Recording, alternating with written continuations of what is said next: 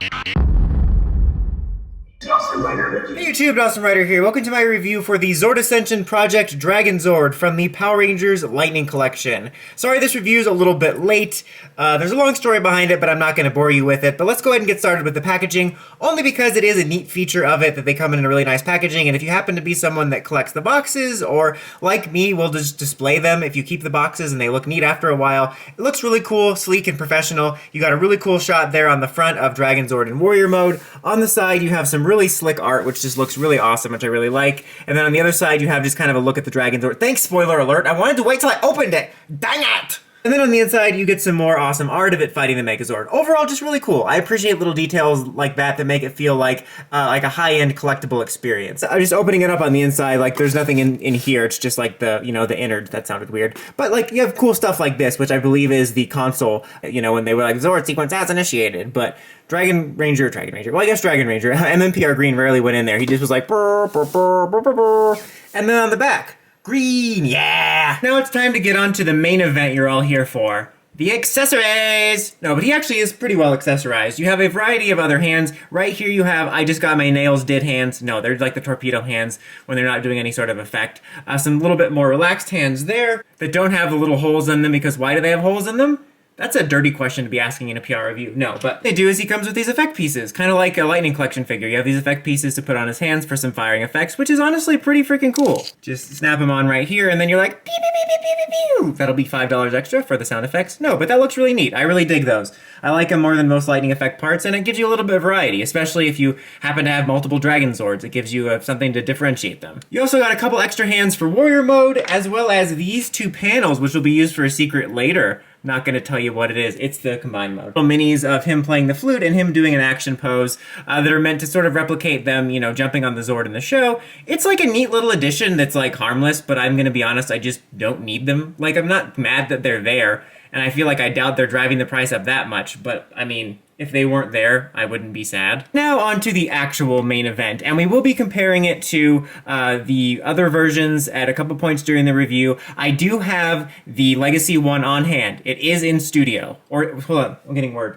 It's en route. It's going to be in studio in 5 minutes. But the original one, while I do own it, I don't have access to it right now. It's behind a paywall. No, it's in storage somewhere. I just don't know where. There was a bunch of random stuff that got put in storage at my parents' house that I've lost track of. But I'm going to have some pictures at various points, but you'll be seeing some comparisons. But let's talk about this. How does he stand on his own? I mean, right now, obviously, you can see he's standing fine. No, but I think this thing, overall, look-wise, does look really cool. I had some complaints about the original ZAP release, and some of those still stand in the sense that it does feel lighter and cheaper than I would expect for something of this caliber. Now, I know, obviously, it doesn't have the die cast like the Legacy one did, and, I know there's varying factors about the change in the market since then, and the change of plastic, and yada yada, all that type of stuff. That being said, it still is just a bummer for it to feel so light and cheap, and at times breakable. Like when you're working with it for transformations, there's times where there's various clips and parts where I feel like I'm on this like edge. If I press too hard or make the wrong move, it'll break easily. And it sucks to feel that way over a $100 plus figure.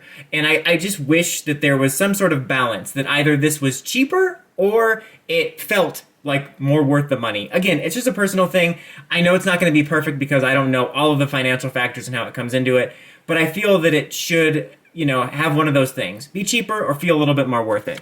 With all that said, it's pretty freaking awesome looking, I have to say, and you'll be seeing a comparison here to the other one, mainly the Legacy one, but it is, in my opinion, very accurate. The only thing that's not really accurate, I mean, I'm sure that all the proportions aren't 100% accurate. I'm never looking for it to be 100%, but you do have this sort of chrome finish here, on the arms and the legs. Admittedly, it does look really cool for stuff like the power coins, which isn't very accurate because in the show, it has just kind of more of a normal look. The chrome stuff almost feels like just a throwback to the old 90s releases, and chrome finishes on these type of things are often hit and miss for me. They both look cheap and cool simultaneously for me. So it doesn't look bad at all. In fact, I was really impressed when I first got out of the box. I'm like, oh, that looks really nice and shiny, and I do appreciate that. But that's probably the most inaccurate element. But overall, he's actually pretty accurate in terms of stature, as he is a little bit more movable. Dragonzord's a little bit stockier. He's certainly not a wispy Dino Fury Megazord or anything like that. But this does showcase a little bit more of his proportions, being able to actually move around a little bit. The head's a little bit more accurate. It looks a little bit more accurate, a little bit more menacing. I really do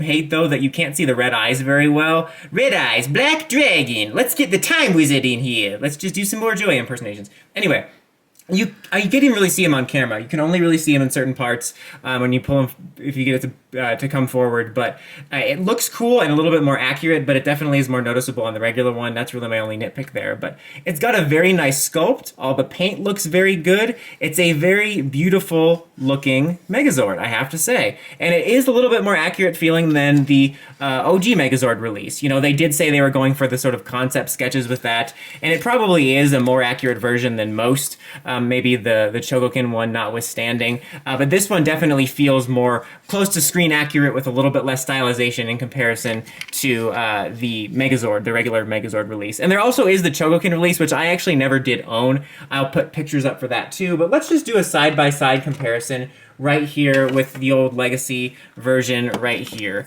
which I feel like, I mean, this is just going to be true of anything. You're going to have people on both sides of the fence for any argument, but I can already hear the comments of the anti-Bandai people that are just determined to hate Bandai and hate this, and for some reason curse the name of Zord Builder to this day. And then there's going to be the people that just hate Hasbro and be like, oh, I miss Bandai. So again, I just covered it all. I think these both have their pros and cons. I think overall this guy's probably a little bit more accurate proportion-wise and in the head. Honestly, both of their heads are pretty accurate when I look at pictures, but his is just a smidge more. The thing he mainly has going for him is you can actually see his eyes. And accuracy-wise, in terms of the look, he also has the, you know, the actual kind of brushed gold painting that looks more accurate to the show. You don't have the standout chrome. This guy is a little bit stockier. Like I said, Dragonzord is a stockier design, so by nature, both of them are actually fairly accurate. This guy wins it out a little bit for me though, just because he is able to show some of the movement, because you do have some articulation. You know, you can move the legs around, you can bend the knees, you can bend the knee to Daenerys Targaryen, you can move these out a little bit, move this here. It's not as robust as the Dino Megazord or even Dino Taijin, because he's just a different type of design. It's kind of like when you get Figure Arts Venusaur. It's obviously not going to be as articulated as a Kamen Rider figure, but it has that little bit more of a slender build, a little bit more accurate head. But I think this one has its positives too. I think it feels more solid, although admittedly sometimes the die-cast on this can make things a little bit loose in terms of the hinges, but it has a little bit more of an accurate brushed paint look, which is a little bit more accurate in that regard. Bottom line is, I think both of these are still solid, but I think this one does get some props in certain areas as far as updates go. But now real quick, let me just show some side-by-side pictures. You got like the OG Dragonzord release, you know, from the 90s. You know, obviously, this is pretty much a superior pick. That's one you definitely want to get if you're a retro collector. If you just like having things that's of the time, this is going to be a superior pick to that. I do own that. It's solid for what it is at the time, but given that the aftermarket prices for those are usually pretty high anyway, you're probably better off getting this. I can't speak to the soul of Chogokin, just the pictures do look really good, and I'm willing to bet it's a similar situation to the Dino Megazord and the Daijujin, where they both feel very similar, and that one probably, I think, might be the overall best one. Even though, again, I don't own it, but having owned the Soul of Chogokin Dino Megazord / Daijujin, I can say that one, even though it was overpriced, it felt like I was at least getting my money's worth somewhat. But anyway, that was a lot of talking. I'm sorry, guys. I just wanted to talk about the quality. This is a review after all, though. But now we are going ahead and take a look at the Dragonzord Warrior Mode, combining it with part of the pieces of the Dino Megazord.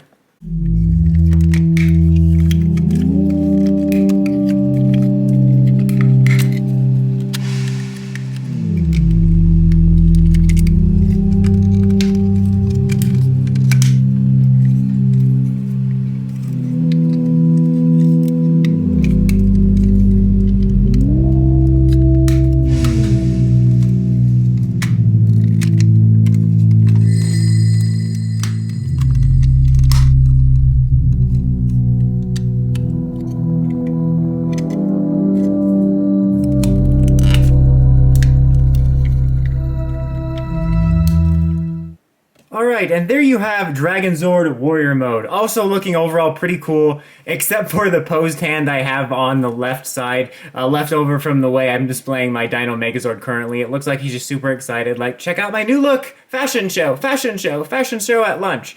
But just ignoring that, it's an overall really good looking Zord. And honestly, it holds together a little bit better than the Legacy one, which I'll bring together here in a second for a comparison. This is a little bit crooked, I apologize about that. But it overall looks really nice. I think it's one of the most accurate proportion-wise in terms of it being a little bit more posable. Now inheriting some of that posability from the Dino Megazord, its proportions look really good. Even though it's not the most accurate, I can't deny that the chrome gold piece really stands out and looks really cool. It's really funny, every time I get to the Dragonzord Warrior Mode, whether it's this or in the black gold editions, every time I transfer transform it, I'm like, oh yeah, I forgot how cool this is, and honestly consider displaying it like this. It overall looks really good, and I'm really happy with it, honestly. And as I mentioned with the Legacy one, there is a heft issue you don't have to deal with here. Really quick here, let me set it to the side, we'll bring in a comparison, but I'll do a quick comparison picture-wise to the other ones that couldn't be with us in the studio today, just so you can get a kind of good look at that and the quality of that. But now let's go ahead and take a look at it compared to the Legacy version. I think this is one where it clearly gains the superiority. Honestly, I think that the Dragonzord Legacy holds up the most in terms of its individual mode, whereas I think design-wise and function-wise, the Lightning one has a leg up on it, or the ZAP one. I keep calling it Lightning now out of instinct. But yeah, you can see it definitely looks overall better compared to the Dragonzords, which have some comparable elements, but this one just looks better overall and also is easier to deal with. I'll mention this a little bit when I get to the all-together combination. Diecast definitely adds this heft to it that makes it a little bit more difficult to deal with in transformation that you just don't have with the Lightning one or the ZAP one, which is really nice. But now I'm going to go ahead and show the all-combined version. Just as a note, when you have it in the combined mode, there is a place to put the shield and the tail on the sides. I will show that briefly in the transformation montage, but I'm going to take them off for the comparison, so that's why they're not going to be there in the final verdict, because it's just a little bit easier, it being a little bit cumbersome to show that. But let's move on to the final phase.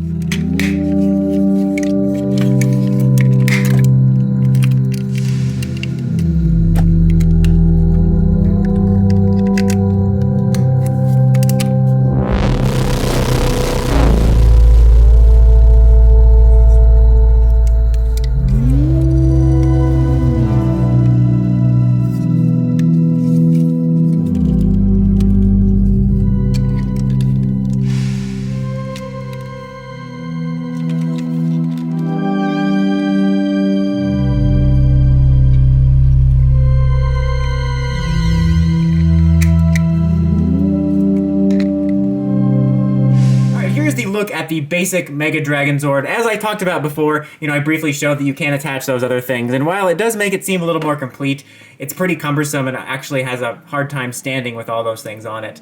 Overall, this has never been my favorite design, to be honest. I mean, it's basically him just wearing a giant jacket. It's effective at what it is. I will say it overall looks pretty cool, and I will be doing a comparison here in a second, but it is easier to deal with than the Legacy version because of the lack of heft.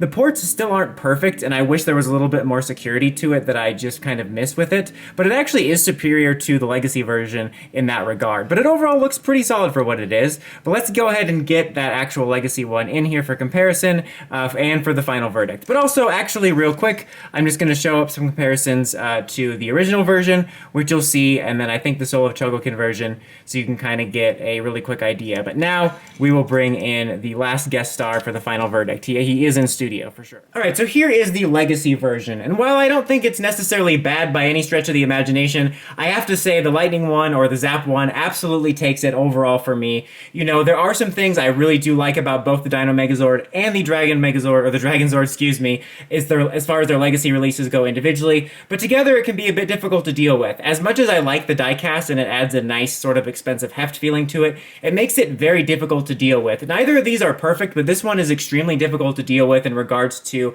it staying on like a jacket. It frequently pops off easily, and this one just kind of uses some simple pegs up here, whereas this one has these little pegs you pull down and you snap over like this, and they're not good. Like, the way they're designed, if you make the wrong move with the heft, they can break really easily. In fact, full disclosure, I didn't even use them because I was worried about breaking them. So I have to say, design-wise, this takes it. This one certainly isn't bad looking, and again, I do like the Dino Megazord and Dragonzord on their own look-wise, but this one has to take the cake for that individually, so I gotta give it to that.